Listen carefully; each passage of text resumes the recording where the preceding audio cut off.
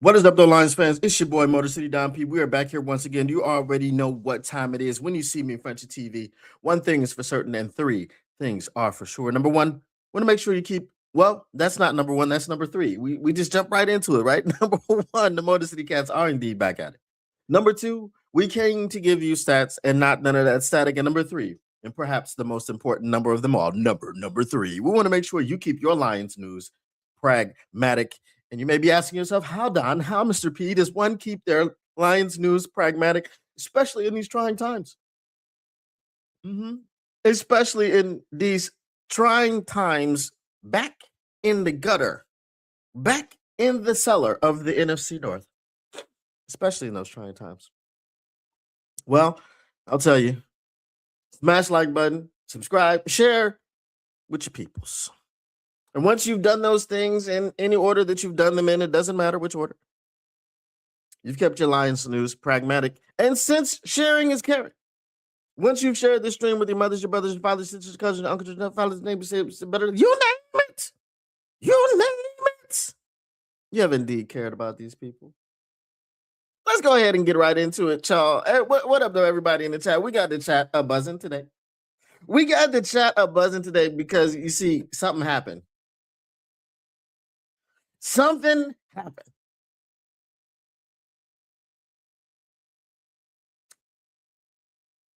And what was it that happened? I'll tell you. What up, though, Tactical Sport? What up, though, Jody Carruthers? What up, though, Pierce Sargent? What up, though? Who this? Charles Babineau. Charles Babineau. Right. What up, though? Good evening, Altori. What up, though, Brent DeWitt? What up, though, Taylor Made Media? Yes, we know DK has been suspended for 2 games. Let me go ahead and get into my spiel right quick, and I will address the chat. What up, though, Mr. Detroit City? Something has happened. On the thumbnail, you see when it says, "How did we lose it?" And you see a picture of Jared Goff. Well, I was going to go with a picture of Aiden Hutchinson. Now, these are not people that I'm blaming specifically. These are units, right? Aiden Hutchinson is the leader of the defense. Jared Goff is the leader of the offense. And then there's a Dan Campbell, who's the leader of the entire team. And then there's Kelvin Shepard, who is the coordinator of the defense. And then there's Dan Campbell, who's the coordinator of the offense. And then there's Brad Holmes, who's the GM of the whole thing. And in common with me, he's the chef. He puts all the ingredients in the pot. And all I've heard is let Brad cook. Well, Brad been cooking. But you see, the situation is this. Brad Holmes has cooked up something nasty. Oh, this is the kind of cooking that you take back to the chef and you say, "What is this, boys? I can't get jiggy with this ish. I can't get jiggy with it. What is this shit? What is this shit? I can't get jiggy with this shit. Right? I can't. Idiot. Idiot. Listen to me. I will never cook for you. This is what Brad Holmes needs to say. I will never cook for you. Your mother is not here. I will never cook. I will take you to McDonald's. Okay? Hey, listen. Let's talk about the game. We're gonna start off talking about the game. Anybody in here that wants to talk to me about the referees, please leave now. Okay? If you want to hear why the referee argument is so weak, you can stay. But if your main reason in your mind is that the Detroit Lions lost that game because the referees called 2 OPIs, and here's the issue that I have with a lot of you fans. The one that was sketchy was the Tesla one. And when it happened, I saw the replay, I said, I don't know about all that. I don't know about all that. That one looks sketchy. I have grown adult human beings saying that it's okay for Amon-Ra St. Brown to run in to Jalen Ramsey. And it wasn't even a full extension of the push off. That wasn't it. It was the violence with which he pushed off on Jalen Ramsey. He ran into Jalen Ramsey because he was trying to draw a flag, Amon-Ra St. Brown. But see, Jalen Ramsey didn't take the bait. He stood there. So all of the action came from Amon-Ra St. Brown. It was very violent. He ran into him like he was trying to run him over. And there are Lions fans out there telling me, telling us, telling the world that that wasn't OPI and it's the refs, yada, yada, yada. See, you lose credibility when you say dumbish like that, right? You lose credibility when you say dumbish like that. Look, bro, it was pass interference. The Tesla one? No, it wasn't. Okay? But the referees didn't cause you to get -3 yards in the third quarter. Your offense produced -3 yards in the third quarter. It was very reminiscent of a game in which we played about a week ago. It was all good about a week ago. I went to Africa a week ago. I killed a lion and I killed a goat. No, it wasn't all good at all because we did the same damn thing against the Los Angeles Rams where we had a chance to win, right? It was very NFC Championship-esque last week. This week, it wasn't NFC Championship-esque at all. But last week, we were whooping that ass and then came out in the third quarter and gained 5 yards. This third quarter, I wouldn't say we were whooping that ass, but we were holding them at bay. And then Alex Anzalone, whatever the hell that was, okay? And then Kenneth Gainwell caught that thing laying down, got up and scored a touchdown and tied up the game and made it basically 0-0 going into the half. So then they came out of the half and they had the ball for 12 minutes in the third quarter. We got the ball one possession and went -3 yards. That is Dan Campbell. That is Jared Goff. That is the offensive line. Dan Campbell's stubbornness about Jahmyr Gibbs up the middle has gotten to a fever pitch. I'm done with it. Why are you doing it? It's not working. I had someone in here yesterday during the game telling me, hey, man, we need to give the ball to Monty. Really? We had 15 yards of rushing for the entire game. Monty and Gibbs and whoever else running the football wasn't the problem. The problem was that the Pittsburgh Steelers didn't allow you to run the ball. Jameson Williams before the game said, yeah, we both play a physical style. And so basically it's going to be a game when we see who can out-bully the other bully. Pretty much. Who can do more bullying? Advantage Pittsburgh Steelers because they held you to 15 yards of rushing. Let's go to the other side of the football where you held them, can we call it held, to 15 yards per carry. You see the difference? You see the difference? Jaylen Warren, 143 yards rushing. Kenneth Gainwell, 130 yards all-purpose. What are you doing? Where are the people who have gotten money? Where's Aleem McNeil? I can't say where's Hutch because even though Hutch is getting double and triple team, I mean, the first sack that he got or the second sack, you saw he had to beat two dudes. He beat one offensive lineman and then another one slid right over And he had to beat him too to get to Aaron Rodgers. That's because the guy on the other side, Marcus Davenport, might as well be playing in Miami because he's MIA.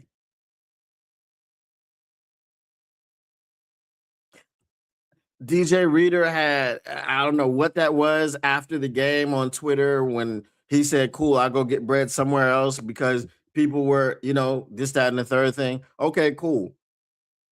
He said, he knows a lot more than what's going on behind the scenes than we do. But of course, we're always right. Cool. That's fine. I don't know what's going on behind the scenes, but I know what nobody in front of the scenes stopping the run. At this point, I don't care what your reasoning is. If you are on the football field, you are expected to do your damn job. If you're on the football field, you're expected to do your damn job. Nobody was doing nothing yesterday. Nobody was doing their damn job yesterday. For you to let up all those yards per carry and still be able to say it was the refs. This is the reason why the ticket prices are so high, because the fan base, the Ford's been able to say, hey man, this fan base, there's something different, baby. Okay? This is something different, baby, right here. This fan base right here, all you got to do is just trot them out something, and then and they're gonna eat it up. They're gonna lap it up. Okay, we got Barry Sanders right here. Okay. All right. And I know Ford doesn't talk like this, but it's just, I don't know what he talk like. I never heard him talk. Okay. William Clay Ford. Hey man, we're gonna throw out Matt Milne out there. Just real cavalier with it. But we got Calvin Johnson. You know what I'm talking about? How did you look? And we're gonna get I'm gonna save this. We're gonna get into the Brad Holmes aspect in a bit. Dan Campbell was outcoached. Kelvin Shepard was outcoached. And there's someone who he can't be here today, unfortunately, because he got banned. He made it about race. Oh, let's not criticize Kelvin Shepard because he's black. Yeah, that's the vibe that you've all gotten from me, right? I'm a race baiter. I'm always talking about race. I'm always doing that, right? Y'all heard me do this like every stream. I talk about race. Not very often do I talk about race. Okay. So Lee McNeil's black. I just criticized the hell out of him. You know what I'm saying? Thomas Harper's black. He sucks. Okay. DJ Reed. I talk about DJ Reed all the time. He's also black and he's terrible. So for that guy, this is why you got banned. Okay. All right. This is why you get banned. Jody Carruthers with the super chat. Appreciate you, Jody. Let me see if I can pop that on the screen. Jody says, damn shame the whole Lions organization better wake the F up in the offseason on every front. That is correct, Jody, and we're going to get to all of that. So no one did their job, as I said. The only coach yesterday that didn't get out coached was probably Dave Phipp. That's it. Okay. The effort from the Detroit Lions yesterday was piss poor. You are fighting for your playoff lives. If that makes any difference to you, if that matters at all, I don't know.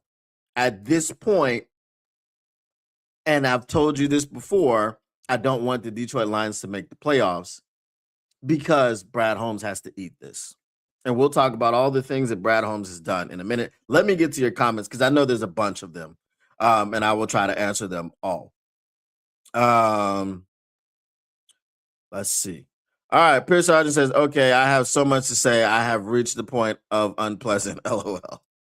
LOL, I think we all have facts. Crazy work. Good evening. Trying times, yes. These are trying times. 1, DK should be suspended more than 2 games. Probably. 2, I'm done with league apologies on calls. 3, pass rush sucks. Yeah. Keep up the great work, Don. Appreciate you, Mr. Detroit City. 4, offense, use Monty. At that, like I said, it didn't matter who you used at the time. We have freaking Kingsley Aguakun or Egwakon or what, however the hell you say his name. This is a Nigerian name, Aguakun. Kingsley Aguakun. He is from my tribe. He speaks Yoruba just like me. He wants to bring the bread and the king's meal, but he doesn't have the bricks in his back pocket. Kingsley Aguakun sucks ass, and I'm so upset that I have to say this about one of my fellow Nigerians, but he cannot do it. He is terrible. You must idiot. You must get him out of the game. I'm sorry. Okay.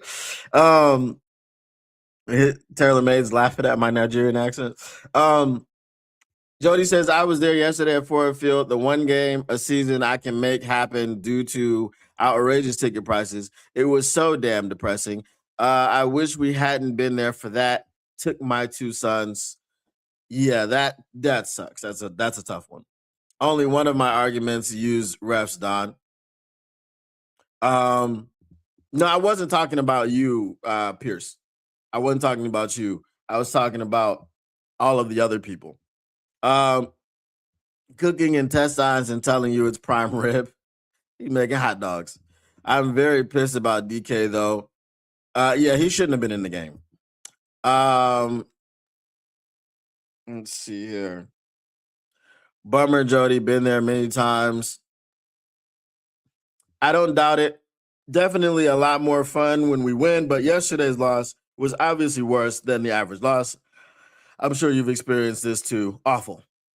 What up, though, Junior? We've already talked about the OPI on Tesla. And Davenport got injured by tackling. Brad is our problem. Yeah, we're gonna get to that. Just slow your roll, slow your roll. What up, though, Rich? Where's that? 9623. I'm not blaming the ref as much as our team, but the OPI was a crazy call. It wasn't good. Jared Goff is black and he's mid. Deflated is the only word I can think of. Joe, we are all deflated. So though, Zach J. Brad Holmes saying we good. Yeah. So that was Brad. That was Dan Campbell. It gets, it gets attributed to Brad Holmes probably because he's always saying a bunch of other dumb stuff. But we're gonna get to Brad Holmes. But that was Dan Campbell with the we good. We good, but we ain't good. You know what I mean?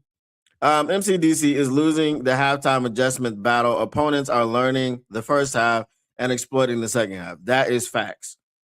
They lost it not using Monty 3 times from the 4. We have 50 guys. We have 15 yards of rushing.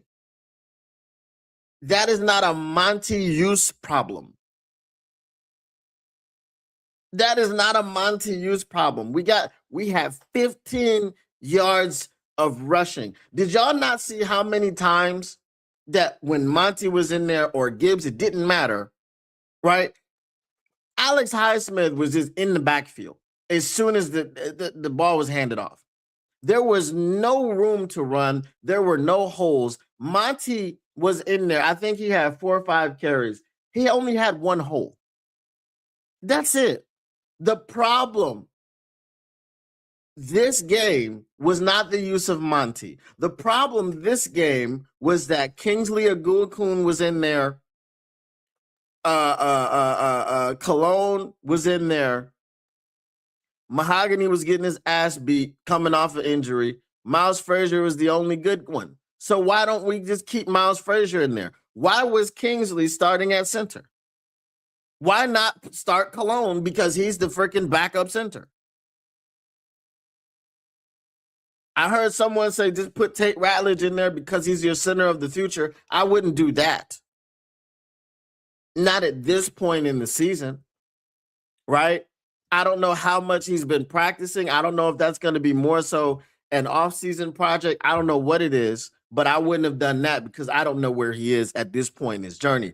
But the Monty use wasn't going to help you with the 15. You got 15 yards. There are 4 quarters in a game.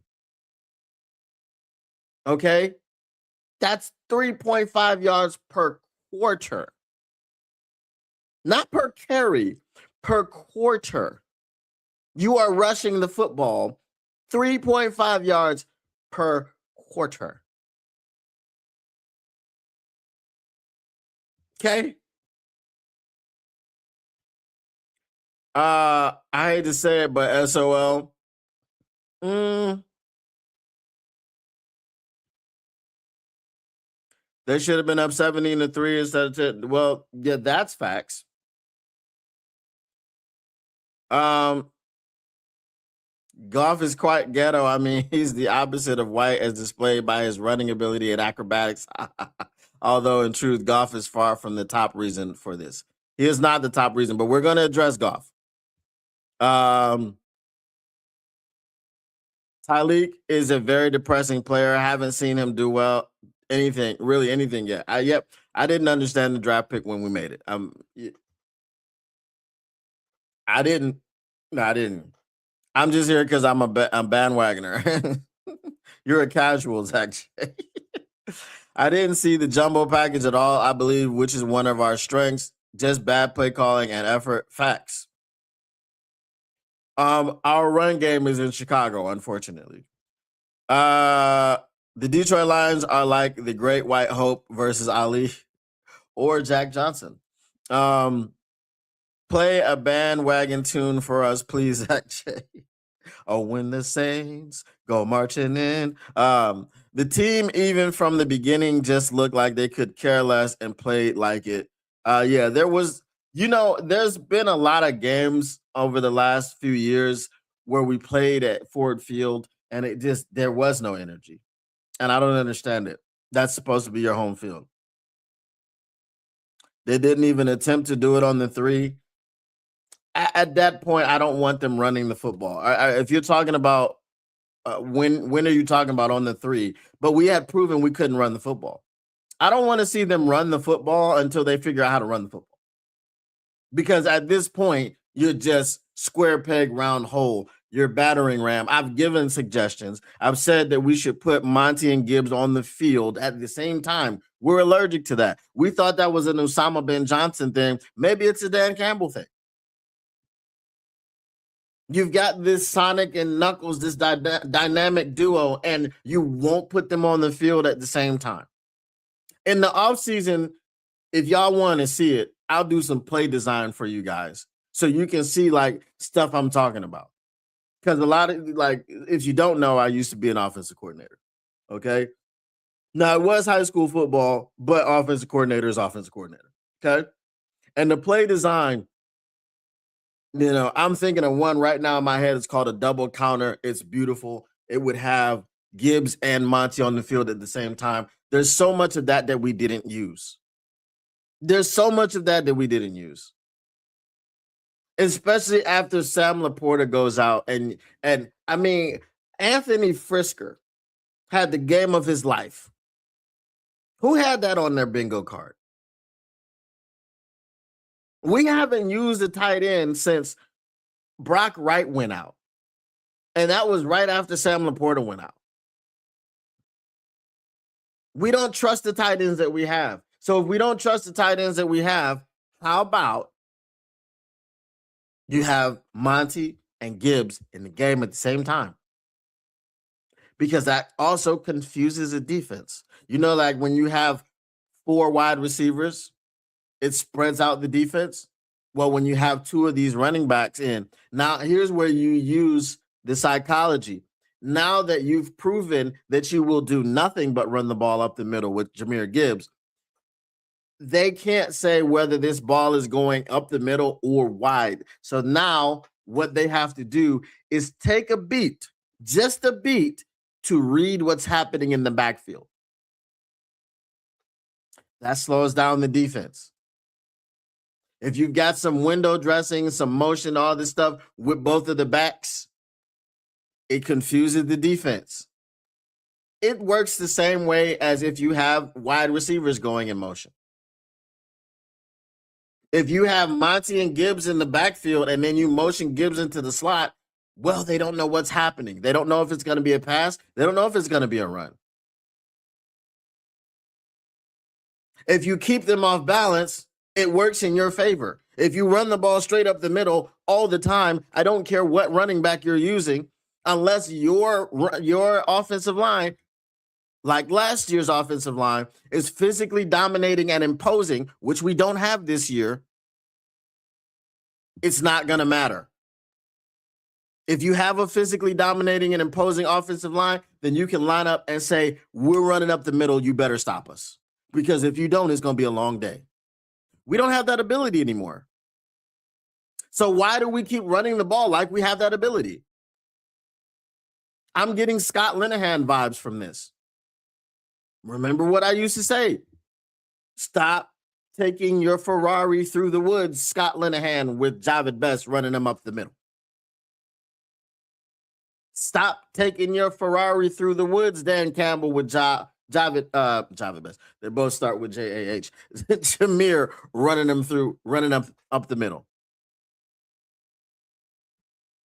So I don't care what I don't care what running back they're using. It's not Monty. It's not Gibbs. You can't open holes for anyone. You cannot. And we're going to go over some stats in a little bit here. All right. The Steelers look like the game plan was for Jared Goff and him alone to beat them. Yes, that was it. I hate on Morton because I'm racist. He's calling plays that are getting my beautiful white king Goff killed in the pocket. Facts. You should be ashamed of yourself. Discombobulation like Bobbitt. Okay, you spitting over there. Here's Johnny. When they failed on 4th down conversion drive. Oh, well, I mean, again, they've failed on so many 4th down conversions with just trying to run the ball up the middle on 4th and 2 or 4th and 3. It doesn't work. You fool somebody. You don't have the personnel. You're not the bully anymore. You're just not. And you've got to accept the fact that you're not the bully and you have to make the adjustments. You can't play like you're the bully. You can't be 300 pounds, drop 150, and still be like, yeah, I'm about to move anybody in this room. No, you lost 150 pounds. You're not moving people like you used to. I'm sorry. I think Dan is our best choice at play calling, but I'd rather have someone completely focused on that because Dan can't handle being the OC and HC at the same time. Oh, he's the best option we have right now. Yes, Johnny Morton is, I don't even know. They don't even show him in games anymore. You know what I'm saying? Gibbs as a slot receiver while Laporta's out and Monty in the backfield. Yeah, we did a lot of that in Dallas, against Dallas, sorry. And he was cooking them from the slot. What up, though, Belinda Brown? I can count on one hand how many times we have ran a counter this season. Facts. Straight up the middle.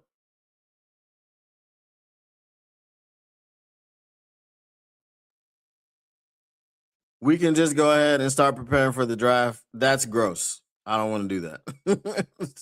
That's where we need a mobile quarterback. Then see, we got too many. We got too many needs. We got too many needs. We got too many needs, bro. The only genius the Lions had left out. It's sad to say. You are correct. Counter, haven't seen much of them. Counter is something in your kitchen. I can also count on one hand how many times Gibbs has been stopped on a Texas route. We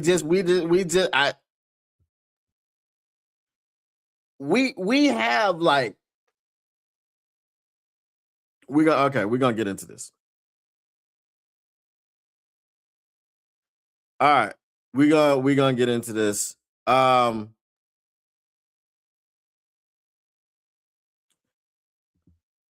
golf for not being mobile seems like you're just finding a reason to hate on him and coping or not coping. All right, we're gonna get into this. Does the Lions go DE or O line in the first round? Now, that's a great segue into my next issue. The bigger question is this, and I don't know how to do a poll on StreamYard. If I was just on my YouTube channel, I would know how to do a poll. How many of you guys believe that Brad Holmes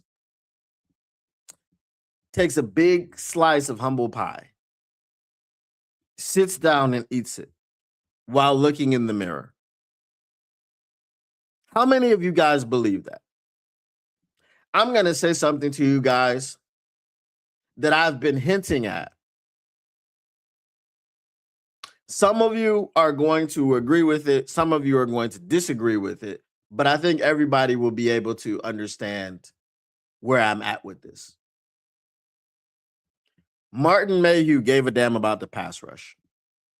Martin Mayhew gave you Ndamukong Suh, Nick Fairley, Ziggy Ansah, so on and so forth, right?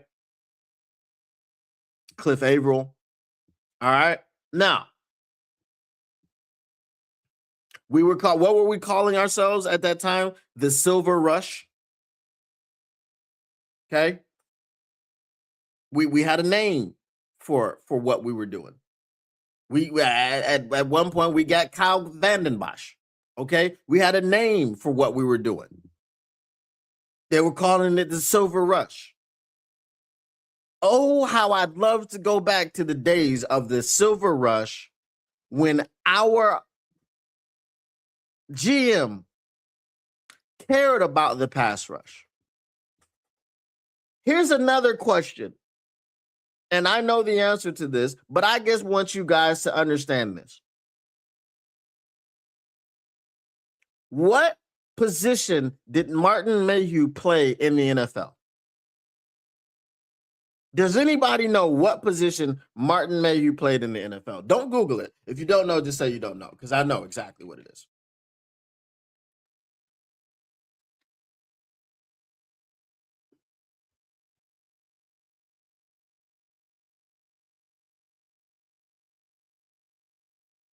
He'd never do that. He's too proud. Exactly. All right.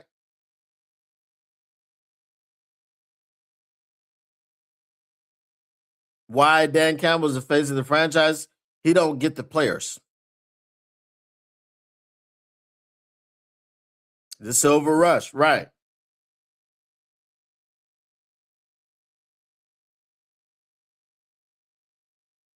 No, that's not what I'm saying. That's not what I'm saying. Follow me now. Follow me now. He was a DB. Okay.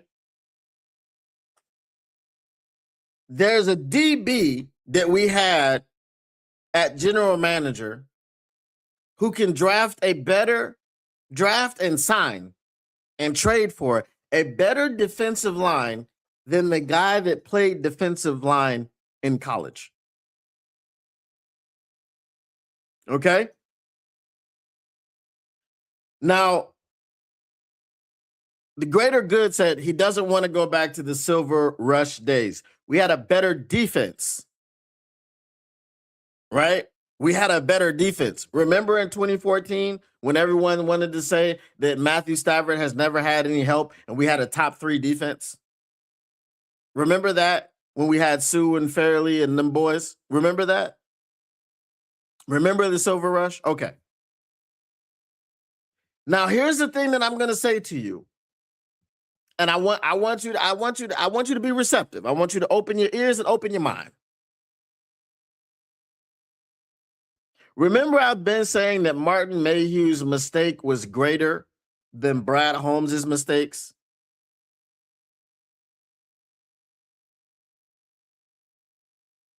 Because I've been saying that because of what Aaron Donald turned out to be and what Eric Ebron turned out to be. There are differing reports about Ndamukong Suh. Ndamukong Suh has one side of the story where basically he wanted to get paid more than Matthew Stafford, and he felt that the organization should have obliged. So the mistake that Martin Mayhew made that got him pretty much out of town was that he didn't draft Aaron Donald, who turned out to be a first ballot Hall of Famer. So he didn't have a contingency plan for Ndamukong Suh leaving. And if you would have put Ndamukong Suh and Aaron Donald together on the line at the same time, you might have won a Super Bowl. Aaron Donald's rookie year. You might have won a Super Bowl. Okay? So we all agree with that. That was the mistake that Martin Mayhew made, right? Okay, here's a question. You were 15-2, and Brad Holmes had no contingency plan for Kevin Zeitler, for Frank Ragnow, for Zadarius Smith, for what's the other one that I'm missing? Frank Ragnow, Carlton Davis.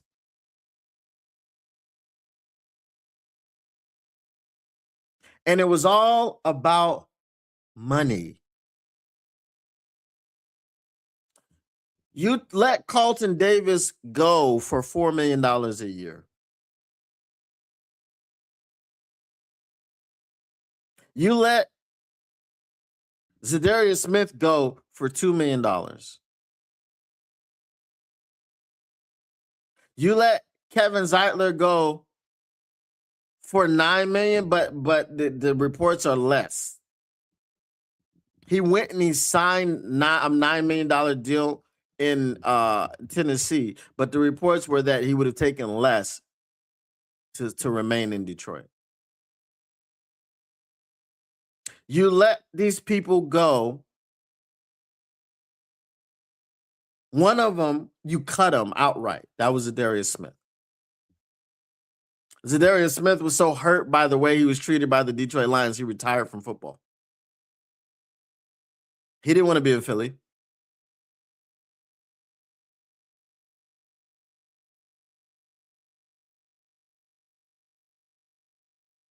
Martin Mayhew let one man walk out of the door and didn't have a contingency plan.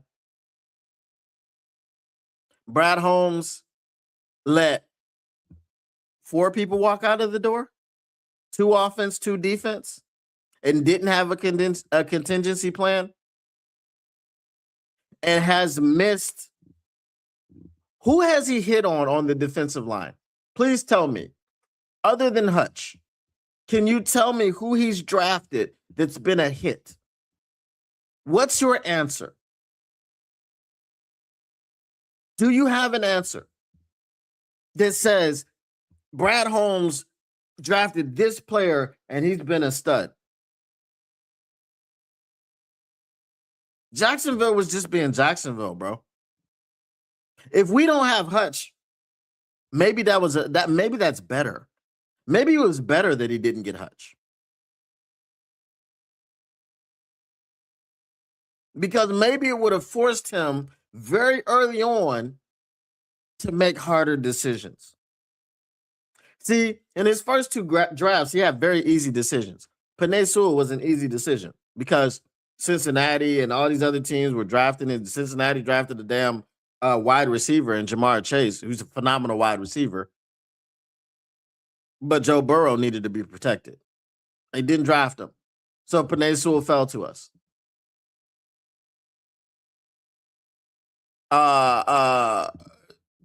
Hutch fell to us.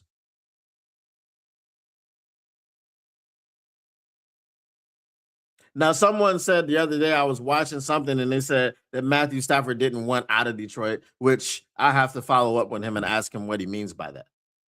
because he said it's not true. And I've only ever heard that he won it out. That's why he was over there kikiing with what's his name? Sean McVay in Cabo.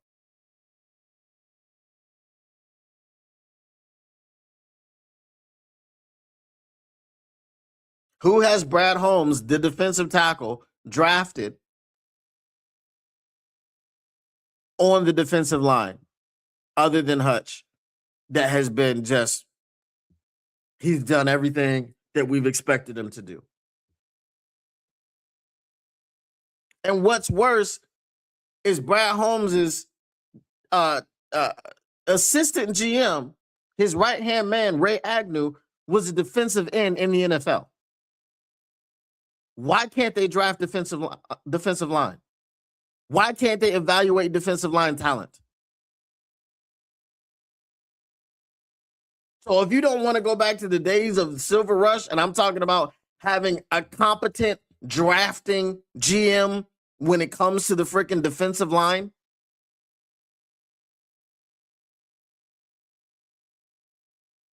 he was a DB. He could draft DBs. Brad Holmes is a DB snob. Where has your secondary been other than Kirby Joseph, who was a steal, and Brian Branch? You haven't drafted not cornerback one that has helped this team. Terrion Arnold, the book is still out on him, but he's starting to get the injury-prone label really fast. Who's in his rake straw, and what's in his rake straw, and why?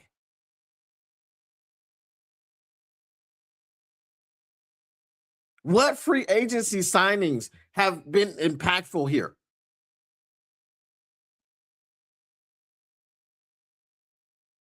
I mean, you have trades that you've made that have been decent, but you won't re-sign the player once you traded for Zadarius Smith and you cut him. You traded for Carlton Davis, another third-round pick, by the way, and you let him go.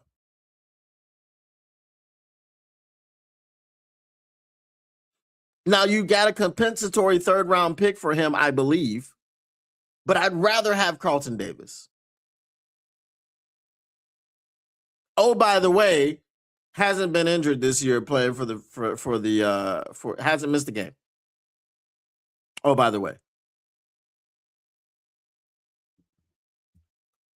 Let me get to your comments. All right.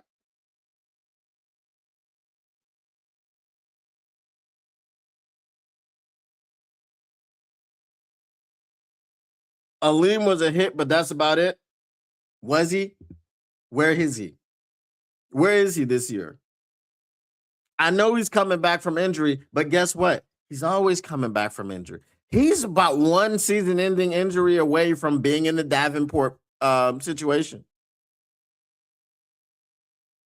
Right now, he's injury-prone. I think the only year that he didn't miss time with some sort of lower body injury was year number 1. So if the best ability is availability,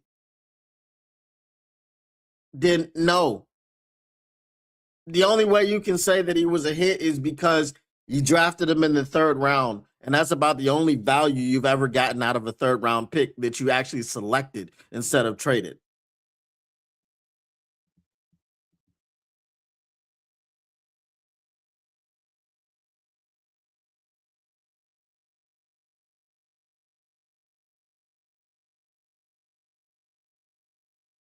All right, let me go back to the Martin Mayhew question.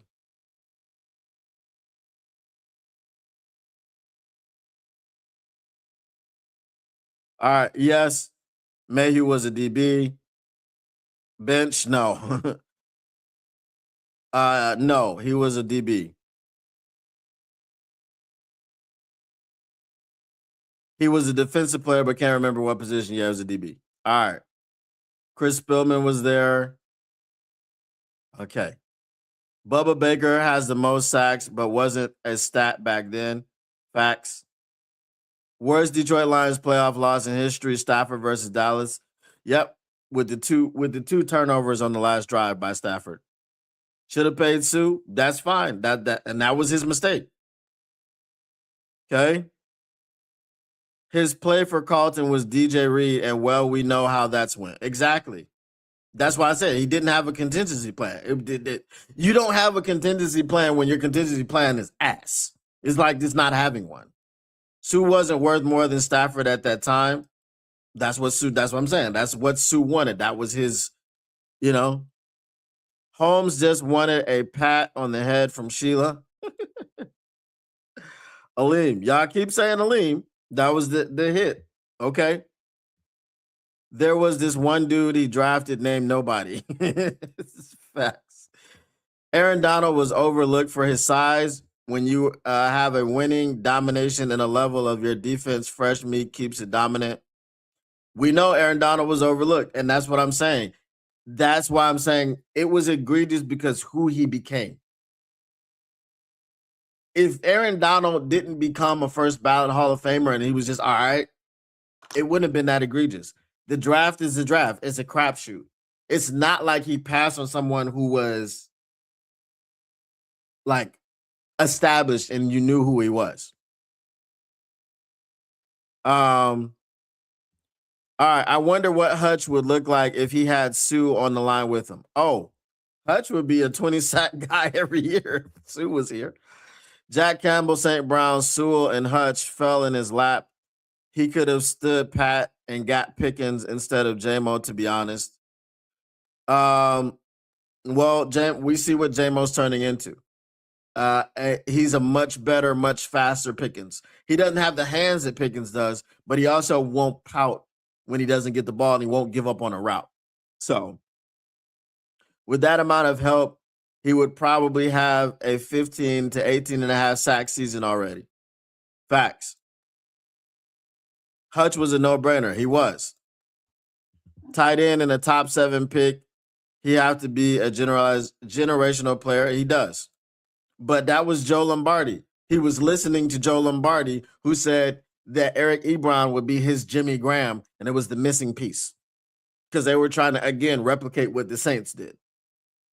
I was told Levi Onwuzurike was a top 10 last year, despite how many games he played at DT. Yeah, okay. Him and his 3 half sacks. Yeah. All right. I bet he's still banking on Levi and Davenport. If Davenport, I'm serious. I know you always say re-signing Davenport is a fireable offense. If Davenport, I'm telling you this right now, and it's on wax, somebody can clip it. If Davenport walks back into the freaking Allen Park and signs another extension, I'm full on fire Brad Holmes. Fire him. Fire him. I don't want to see. I don't give a damn about the draft. I don't give a damn about free agency. I don't give a damn about trades. Fire him. Look, I don't care. Davenport, listen to me. If Davenport walks back into this building with another contract for the entire season, off season, fire Brad Holmes. That is all I'm going to say. I don't give a damn. Fire him. I don't care who he drafts. I don't care what he does. Fire him, because that's freaking crazy for you to re-sign Davenport, who has done what? Did Davenport look interested in playing football yesterday? I'm just asking the question. When y'all looked at Davenport, did he look very interested in playing football? We could win the Super Bowl. I don't care. Fire that man. How many picks ended up not playing or barely have played? Oh, we're gonna do this. I don't know if we're gonna do it tomorrow, but we're gonna do it. I'm going to do a show where we compare the moves of Martin Mayhew and the moves of Brad Holmes. Right? Because I'm telling y'all, Martin Mayhew is only looked at in this town the way he's looked at because of Sue and Aaron Donald. That's it. And it's because of who Aaron Donald became. Brad Holmes has Broderick Martin, Hendon Hooker, Manu, Tesla. Tesla is the only one that has contributed in any way to this team. And he dropped a game-winning touchdown yesterday. He's the only one that has contributed in any way to this team. And you had to give up 3 third-round picks. I used to say it was 2. I'm saying it's 3 now because you shouldn't have drafted him in the 3rd round. Because it wasn't necessary. Again, no contingency plan. You knew Frank Ragnow was talking about retiring. Why didn't you draft him? Or why didn't you draft someone for him? The freaking Chicago Bears got Joe Thuney, who is a Pro Bowl All-Pro center, for a 4th and a 6th.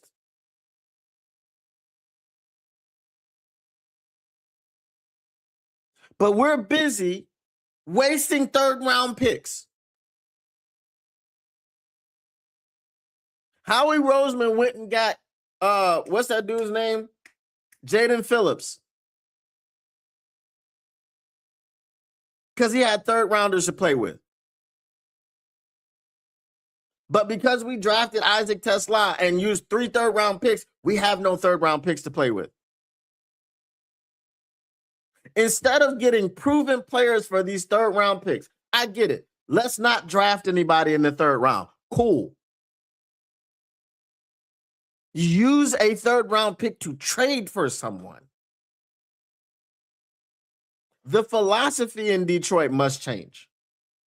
The philosophy must change. Our guys, grit, all this BS. It's got to change. What is this shit? I can't get jiggy with this shit. What is this shit? It's got to change, bro.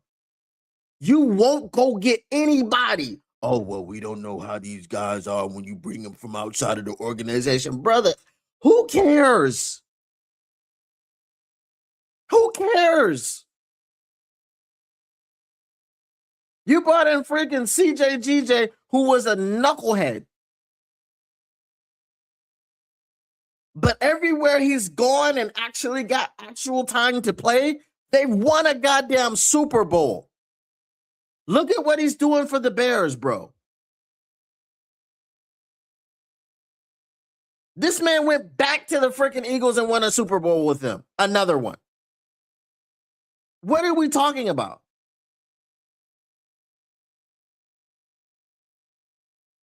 This man went to the freaking Chicago Bears and is contributing to winning. He's getting stops on defense. He's breaking up passes. He's getting interceptions. He's causing fumbles. He's getting fumble recoveries. So he may be a turd. He may be a malcontent. Fine. Not everybody that you bring in is going to be some freaking locker room cancer. If you really view every NFL player outside of your organization as a locker room cancer, you shouldn't be a GM. Because your pool of acquiring talent is very limited. How can you be a GM when you think that way about people? How? Oh, we can't get this guy. He's a malcontent. We can't get this guy. He's a cancer. We can't get this guy. He doesn't fit the culture. We can't get this guy. He doesn't have the grit.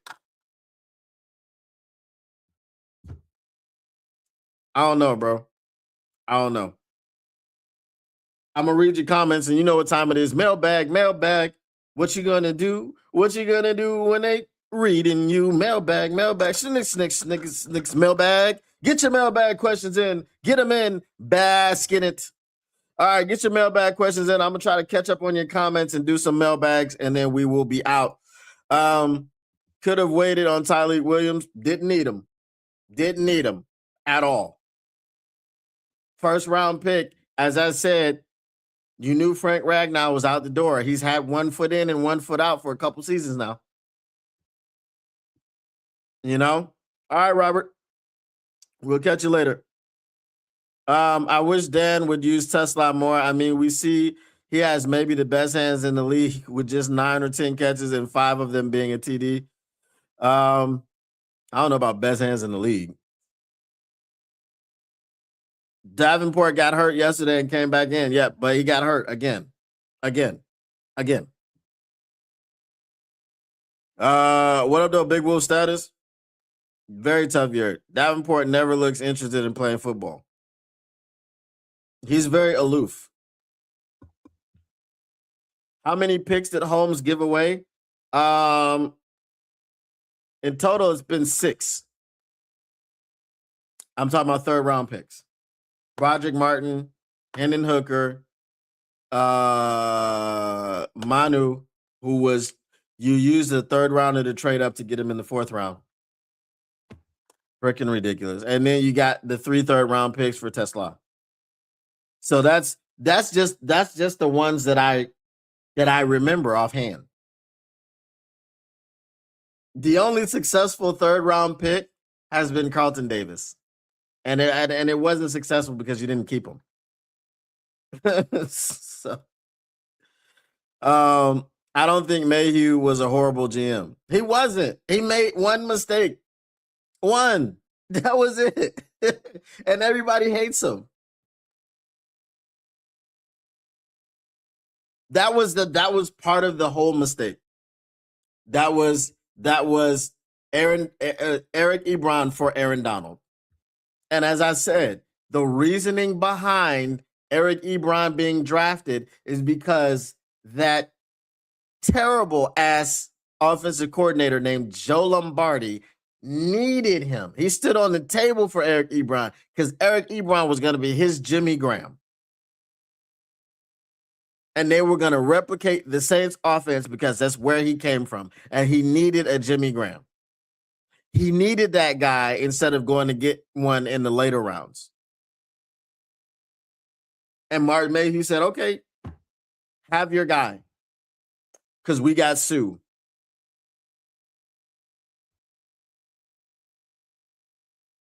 Davenport got hurt. Yeah. He's always getting hurt. Jack Campbell has been a huge help for us, but he can't do everything. And that's the thing. I'm not saying that Brad Holmes hasn't hit on anybody. But the misses are so glaring because of the arrogance behind them. And the fact that you will not go and deal with anyone outside of everything is I tried. I tried to get Danielle Hunter. Well, guess what? Houston actually got him. I tried to get Max Crosby. They weren't selling. I tried to get Myles Garrett. They weren't selling. I tried to get Trey Hendrickson. Oh, but they were selling. What'd you give up for him? Nothing. And maybe there was a reason he didn't give up anything for Trey Hendrickson this year because he knew that this team wasn't worth a damn. Listen, this is the last thing that I'll say today about Brad Holmes. The NFC North, Bears, Packers, Vikings, all were making moves this offseason to get better because the Detroit Lions were the back-to-back NFC North champions. And the Detroit Lions sat there, Brad Holmes sat there, thumbing his nose at everyone else and did nothing to get better. Nothing. All you did was lose and not replace. Dan Campbell doesn't. Johnny Morton was terrible. It was a terrible hire. I sat up there. I had to try to convince myself that it would be okay.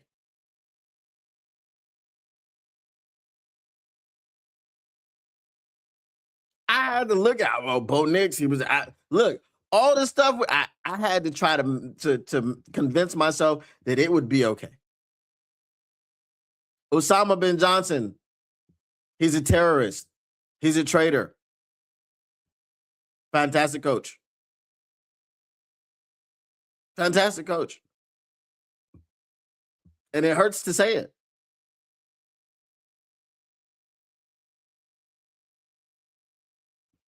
Lions going to get the last place schedule. That's the problem. That's the problem. If they do nothing and then they get the last place schedule and then make it the playoffs again, Brian Holmes is gonna, he's gonna be like, I did it again. Yeah, okay. The we good and the fans are dumb gotta go. Yeah. Yeah. That's lights might have been too bright yesterday for the Teslas of the world when that clock is running out. Yeah, and he dropped the pass in the end zone. I'll be fine with the last place schedule. Hopefully, we do what we have to do to dominate a last place schedule. And that means we need to get players. We got too many holes in this team. And obviously, we're going to talk about that all offseason. But you're going to have to make trades. You're going to have to sign free agents. You're going to have to adjust contracts. You're going to have to do a lot, bro. Because what we got right now, and this is why I said yesterday, that Sheila should sell some of the stake in the team. I'm not saying, oh, Ford sell the team, blah, blah, blah, blah, blah. No. Sell some of the stake in the team. Maybe do a Mark Cuban, not a Mark Cuban. I would say, Sheila, you keep 50% of the team, you sell 49%. Why do I say that? Because that still makes you the majority owner, but you get another billionaire in here. Remember, the salary cap is not the hindrance.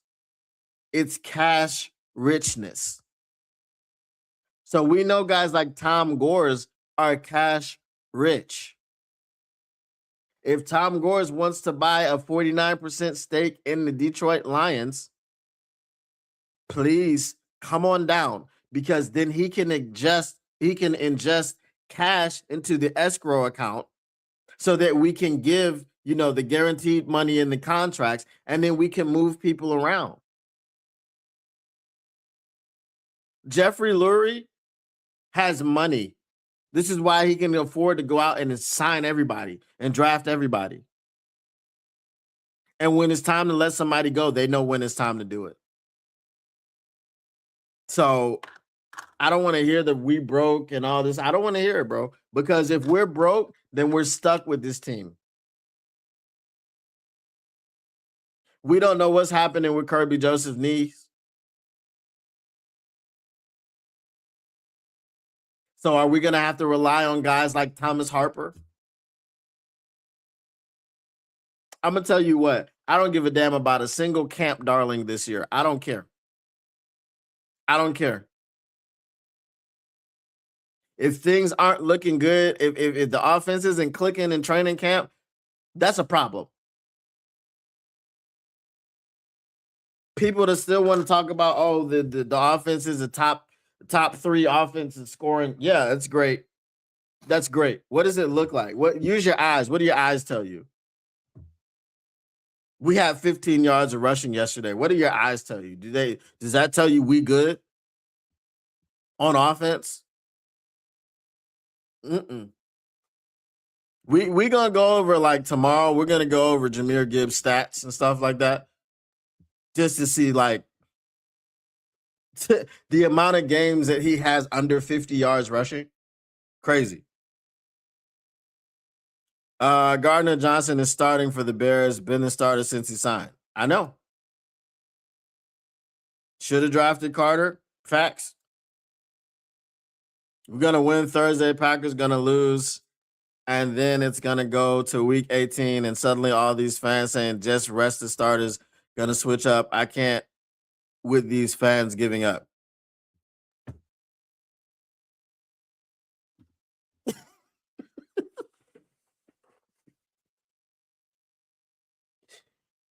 We had 2 opportunities with our playoff lives on the line, and we blew them. We had many opportunities throughout this season to control our own destiny, and we blew them. We are 8-7. Do you realize the unlikelihood of a 10-7 team getting into the playoffs? What are you talking about? This is what I mean.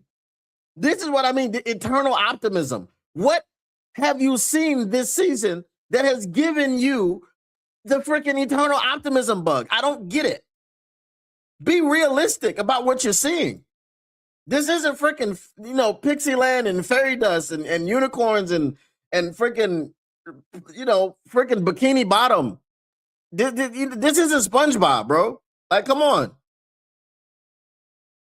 Personally, I think Sheila and Brad are just looking at the money from the tickets.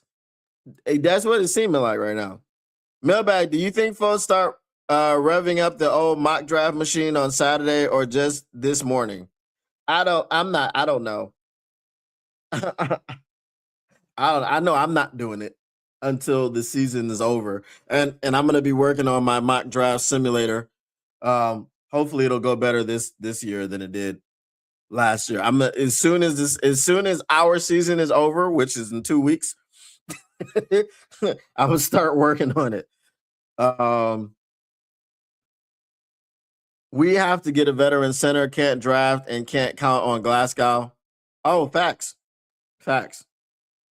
Now, I don't know if Frank Ragnow is trying to come back next year, but Brad Holmes better get a written in blood and set in stone promise from Frank Ragnow that he's either coming back or he's not.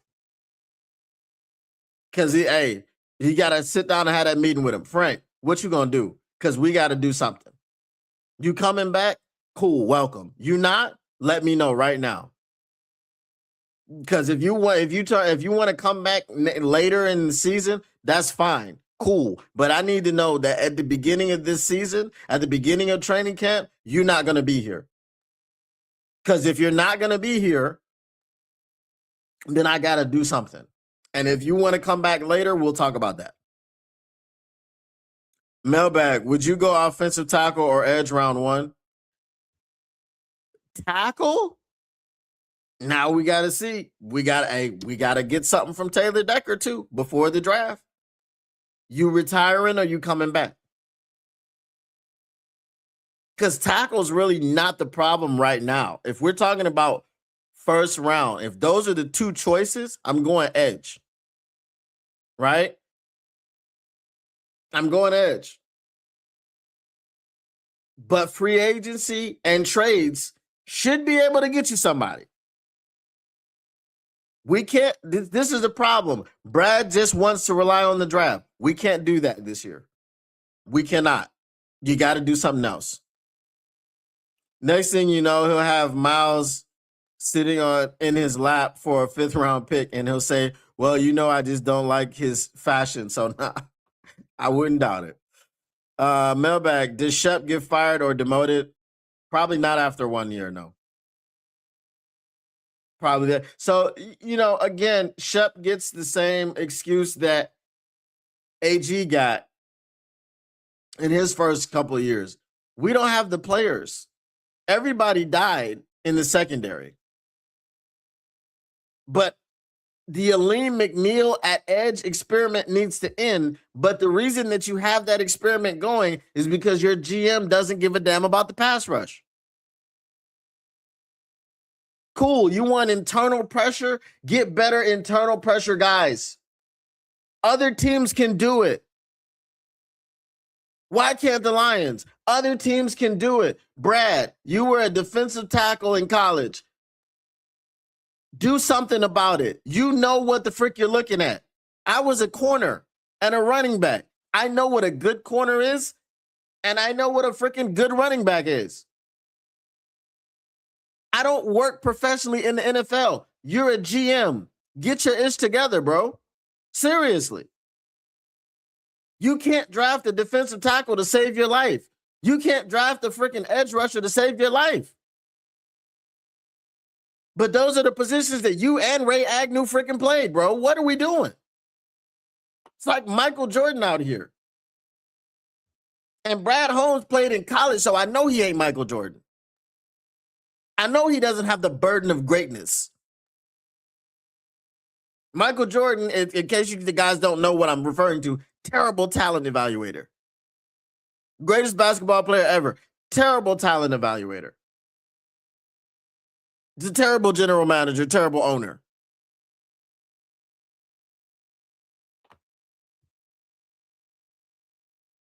Locker room has enough veterans to keep one wild thing with talent in line. And facts. Hi. Facts, bro. Mailbag. I watched JJ McCarthy take the snaps versus the New York Football Giants yesterday. Don't know if he'll go on Thursday, but he's got some wheels. Your thoughts? The Lions can't beat anybody right now. They lost to the Vikings earlier this season when we had a better offensive line. Our offense, if the offensive line from yesterday goes out there on Thursday, Brian Flores is going to kill Jared Goff. He's going to need to be taken out on a stretcher. There's not going to be any protection, and Jared Goff is going to be throwing a bunch of balls in the dirt. He's going to be turning around, taking sacks, and we're not going to have any contingency plan. Here's the contingency plan, guys. 2-step drop. Hit the back foot and throw it to somebody. That's what Aaron Rodgers was doing yesterday. This is what many teams do to us when it's all about stop and hutch. So why can't we adapt it? Why can't we adopt it? I don't know. Well, did we have Nick Fairley at that point? Yes, we had Nick Fairley. We had him with when we drafted Aaron Donald. Right? But see, a lot of people want to poop on Nick Fairley, but then many of y'all don't know he had a heart problem. And they found that out when he got to New Orleans. So people that wanted to talk about his effort and all this other stuff, Nick Fairley's a 300-pound man with a heart problem. He could have died on the field. So how do you feel after finding that out? What round do you think he'll get some type of brother? and if he gets a defensive lineman like he showed this week, this season, he got Tyleik Williams, who was supposed to be a Lee McNeil clone. Why the hell would you get a clone of a guy that you already have in the first round?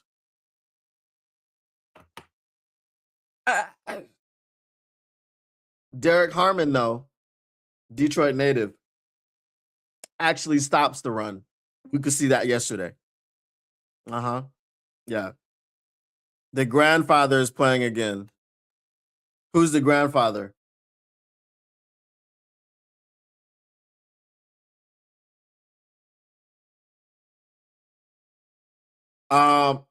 Mailbag. Am I the only one who thinks St. Brown came up short of the goal line before flipping the football to Jared Goff? He did. That was no one said that he scored. They're saying that Jared Goff scored. The thing that they're saying is that his offensive pass interference wasn't offensive pass interference, which is complete slappy stuff. That is a complete slappy take, bro. That man tried to bowl him over and then come back for the ball. That's not legal. Sorry. No urgency since the 24 NFL championship game. It looks like that at times. All right. Well, bye. Goodbye. We fake fans. All righty. Have a nice trip. The eyes tell me Goff isn't the problem like a lot of people are saying. Goff's not the problem, but here's the problem with Goff. There are too many things that he needs. And I'm getting pretty tired of you gotta have everything. Right? There's a big concern about week 18 in Chicago. Huge concern. It's windy and it's cold, and it might snow. And none of those things jibe with what he does well. At some point, bro, you're playing the NFL. You're going to play in the wind. You're going to play in the rain. You're going to play in the cold. You're going to play in the snow. Be better, do better. You have a suck-ass offensive line. Do something about it. Do something. Sit down with Dan Campbell and come up with a game plan about how to get the ball out of your hands quickly so that the rush up the middle doesn't affect you. Stop trying to run Jahmyr Gibbs up the middle. Like, do something, make adjustments, bro. Like, this is it's square peg, round hole stuff.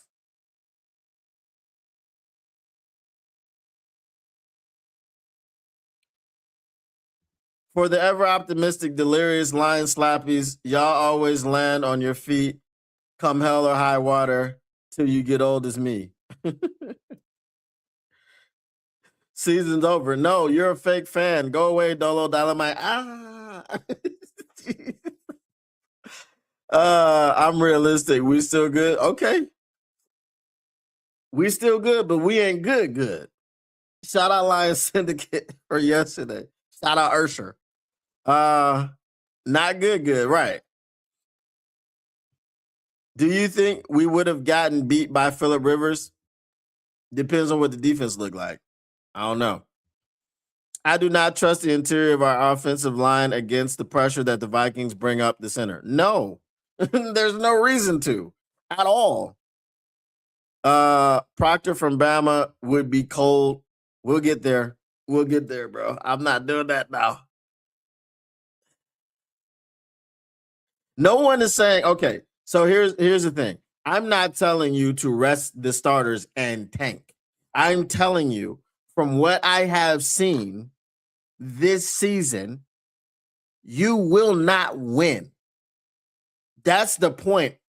Watch the way the team is playing. Watch the way that we had 15 yards rushing yesterday. Watch the way that our offense was dead for the entire second half until 10 minutes to go in the fourth quarter. Watch the way that we can dominate you in the first half and come out and get dominated in the second half because we're not making adjustments. Watch the way we're getting out-coached. Watch the way our defense let up 15 yards per carry. Watch the way that our defense allowed 2 running backs to go over 100 yards all-purpose. Jaylen Warren had 143 rushing yards. Kenneth Gainwell had 130 all-purpose yards. This is what I'm talking to you about.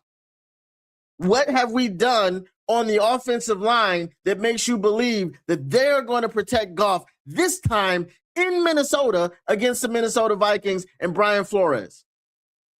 What have you seen to believe that? This is my point.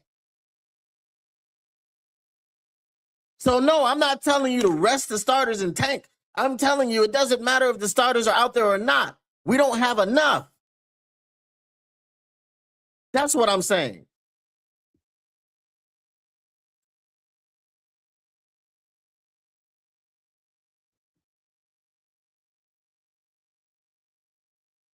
You're talking about resting the starters. Nobody's talking about resting the starters. I've never said that out of my mouth. Never. What is this argument that you're having? You're having this argument with somebody else, not me. Honestly, when the players look like they want to play Shep, looks like a great DC, the players just look like they don't care anymore. That's true. They didn't look like they had much fight in them. Kingsley did not play well. No, he didn't. He was one of the main reasons that we couldn't run the football. Kingsley's trash. The Lions DBs get hurt because they need to mop up missed tackles of the poorest front seven. Facts. Now you're saying bro had a hole in his heart and was still cooking. I love Nick Fairley and Sue. Real Lions fans know. Facts. Lions had the number 2 defense in NFL, Calvin Johnson with Stafford, and still lost to the versus Dallas. Facts. Rivers in the 49ers zone defense is making the grandfather look like the Rivers of old. Okay. Oh, that's on now. Okay. I got you. You ain't wrong right now. Detroit looks like the SOL of old. They do. All right, bro. I ain't taking Kingsley slander. Bro, I don't know why the third string starter was the third string center was starting. I don't. I don't.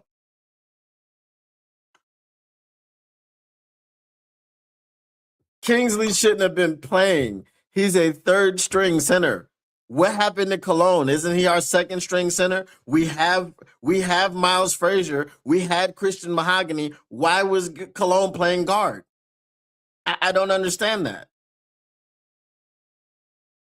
They had Michael Neese, Kingsley Aguakun, and freaking Cologne out there all at different times. What are we? How is that? How does that help? There is no continuity. He said it's worth a try. All right, y'all. I'm about to get out of here. I appreciate everybody for coming through, hanging out, stopping by for a drink and conversation. We'll be here tomorrow. We'll talk more about this bull crap that we got on the field called the Detroit Lions. And man, appreciate y'all sticking throughout the season. It's been a tough one. It's almost over. We can almost start talking about the draft. I'm not gonna do it during the season though, because we used to do that.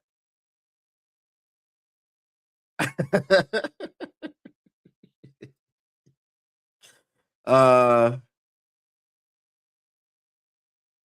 we're very unlucky because we have people that like Brad Holmes who think that we're all stupid, and Broderick Morton is the wave of the future. All right, y'all. Once again, the Motor City Cats R&D back at it. We came to give you stats, not none of that static. Whatever you do, make sure you keep your lines news pragmatic, and we will see you tomorrow. Peace.